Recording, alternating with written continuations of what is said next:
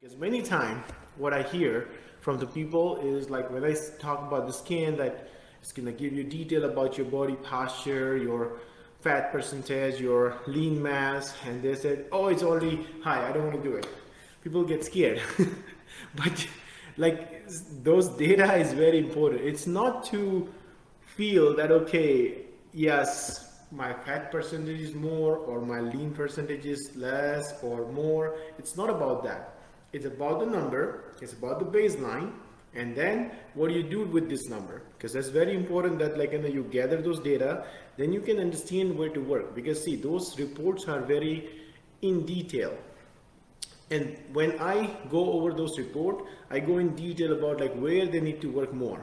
Because see, I always give example that if someone is lethargic and not doing anything, let's say like eating all junk food and like they're 200 pounds, versus if the one person who's regularly hitting the gym, they're very muscular, they're really fit, they'll weigh 200 pounds as well. The weight is same, 200 pounds, but the body type is way different. Okay, so the reason is because of course you need to understand that like that lean the muscle weigh more than fat. Okay, so that is the reason. It's very important that you understand that. And when we go for it, when we go in detail about the report, that exactly what we do. Like we go in detail like what's going on, where you can work more. Because see, in the report you can go on, you can understand like if your posture is affected or not, if your weight is more on your legs or on your hip area, or it's more like your legs are skinnier than your upper body, or your upper body need to work a little bit more. Either you need to work on your strength training, or is it need to be done by the HIIT training, like high intensity training.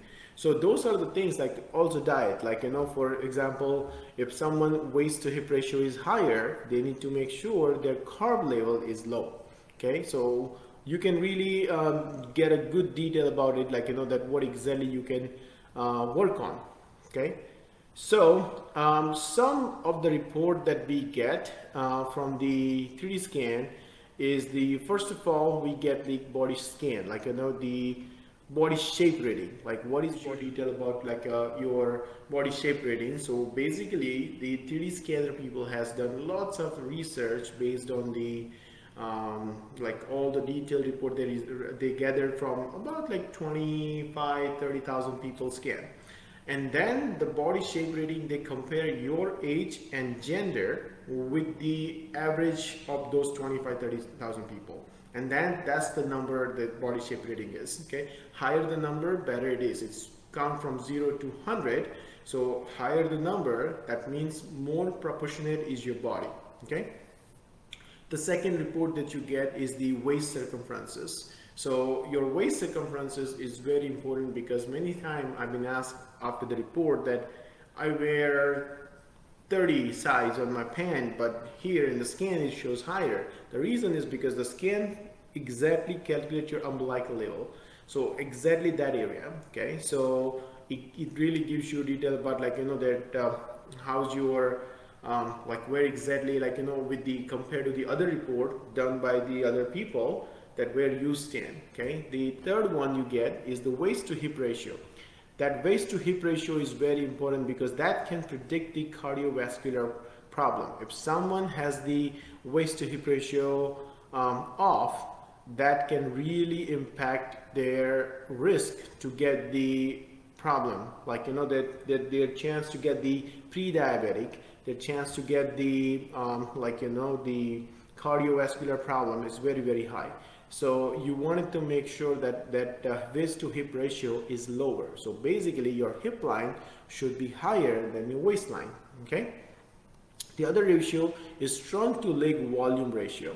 So this trunk to leg volume ratio is basically the volume, not the body weight, nothing like that, but it's basically the volume of your torso versus your leg. Okay, that ratio can really help you to again predict that cardiovascular disease, like that if you are the ratio is higher, that tells me that volume on your upper body is more than the volume of your lower body. So how to fix it? Like, once you find out this report, let's say, like, that if someone comes for the scan and we look at the report, based on that we understand, okay, if someone has the trunk to leg volume higher, then we need to work on the volume. So we need to do more like a HIIT training. Okay, so we can do high intensity interval training. We can focus more on the diet by increasing the protein intake. It can really help you with that. The intermittent fasting also, it's one of the good way. There are so many different types. I think we talked some other time of intermittent fasting. That's a whole different topic, but like, those things really helps, like, to understand what kind of workout you need to do. Also, it depends on your goal, like, what you want it to do, because many times when we get to people, their goal is that, oh, I don't want to get bulky, I want to get skinny, like, the lean body mass. Okay, or I get people that, hey, I wanted to participate in this tournament, I wanted to make sure I hit this level. Okay, or someone just wants to say, hey, I wanted to be like slim, I don't want to, like, like my legs are really weak and my upper body seems very heavy, so I need to work on it. So what can you do? Now, after that, we also get in that report about the body fat percentage, then lean mass and fat mass. Okay, so as I said, those numbers can really help you to understand if the lean mass is higher, that increase your metabolism. When your metabolism is higher, you burn more calorie easily. Okay, so that is the reason many times you must have heard, like, some people don't eat much and still they can burn more calorie, versus some people, if they just eat a little bit, they increase the weight. Okay, so the reason is the metabolism play a big role, like, how your metabolism. So this report also gives you detail about the basal metabolic rate. So how much you're burning in a resting. Okay, so that gives you detail about that. Higher the burning in resting, better it is. So your basal metabolic rate should be higher. Okay, so in that way you can burn more calorie. You can achieve that by increasing your lean mass, because muscle require more energy. Okay, so when your muscle has, like, you have a more lean mass, that require more energy. So when you require more energy, that means your BMI goes higher. So when you eat more, it's still burning calorie. Okay, so it's very simple way. Now, after going on this report, I always talk about, like, the goals and all those things, but it's weight lose is all about, like, numbers. It's very simple calculation, how much you were doing the intake versus expenditure. Okay, how much you're taking in and how much you're burning. So for example, 3,500 calorie equals 1 pound. Okay, so let's say you're burning about 2,000 calorie a day. Okay, and then your intake is 3,000 calorie. Okay, so you're burning 2,000. Okay, so when I say burning, that doesn't mean the workout, because even though when you walk, when you sit, your metabolism does burn calories. So in like, even if you don't do anything, you burn calorie. Okay, so let's say you have like about 2,000 calorie and you're eating about 3,000 calories. So that extra 1,000 calorie in 3.5 days or 3 to 4 days, you will gain 1 pound. And vice versa. Let's say you eat, just intake is about 2,000 calorie, but you're burning 3,000 calorie. Your metabolism rate is higher. Let's say your 2,000 calorie is your metabolic basal metabolic rate, and you're burning like an extra 1,000 calorie. So in 4 days, you will lose 1 calorie. Okay. Based on the research, and I have read in many articles, you should not go less than 1,200 calorie, because that's like, your body needs some nutrition. Okay, so you cannot just starve yourself, because all the nutrition, the good nutrition is needed. Okay, so you need to make sure you eat, but you eat healthy. Okay, and the second thing that we go over with this report is the posture. That is my favorite, because many times when we get the patient with the back pain, neck pain, leg pain, we always go for this report, because this gives you a really good idea about, like, how's their posture, how's their lumbar, your lower back, your upper back. And many times we also spend, like, almost 10 to 15 minutes with that particular person, whoever does the scan, and we do personal coaching. Like, we go over the report, we explain like what it is, how it can affect them, or what they need to do, talk about their goal. So we go in detail about those things. Okay. Yeah. So the posture. So it exactly measure your plumb line versus your body line. That how it affects. Like how's your let's say, for example, if someone is wearing a high heel, okay, and it's very common in female, and which I understand, but let's say if someone doing a high heel, so when you're wearing a high heels, your body compensates somehow, right? So let's say if my body is like straight like this, okay, and then if I'm going with the high heel, it's like this, but when my body is going forward, it's gonna arch my back, okay, because your body will compensate. Okay, so when you're arching your back, that increase your lower back, your lumbar lordosis is called lordosis. So the curvature increase, that increase at least 25 to 30% weight on your lower back. Okay, and then eventually it becomes chronic. Eventually that pressure build up and you start getting tightness, stiffness on your back. Okay, so not only high heels, but it can be your habit. Computer, people sit on the desk a lot. And nowadays a lot, including the kids. Like I have seen many times nowadays, even I have 2 daughters, 4 and 7. I see like they started going to the school and their backpack, even though it's just few books, but still it's heavy. And I see like one time I was noticing my daughter was wearing a backpack, and then to counteract that weight on the backpack, she kind of hunched over like that. Okay.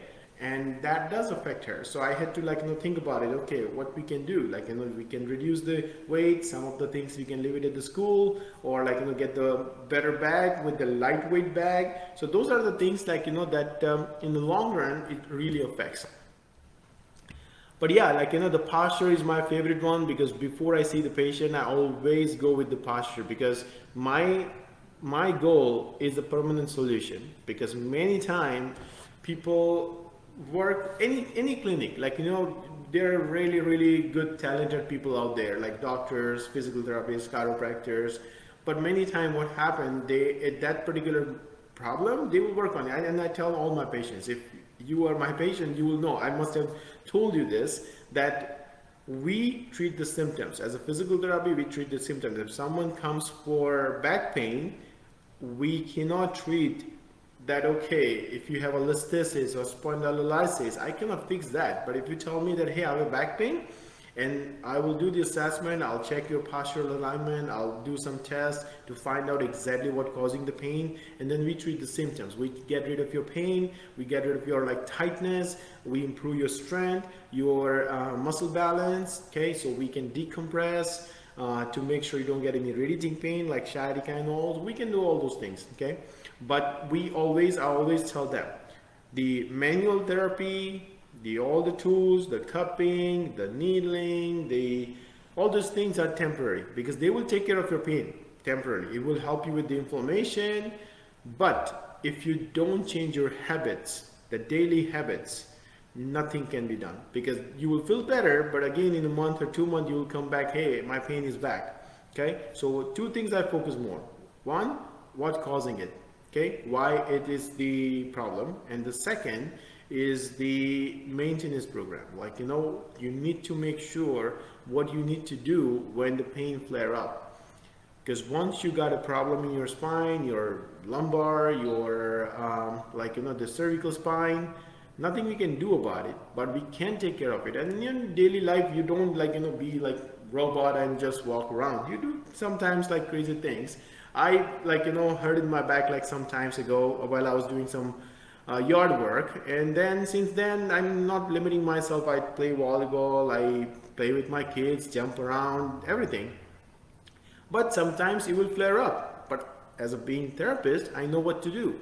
So when it flare up, I do my therapy, I do some things, and in a couple of days it's gone.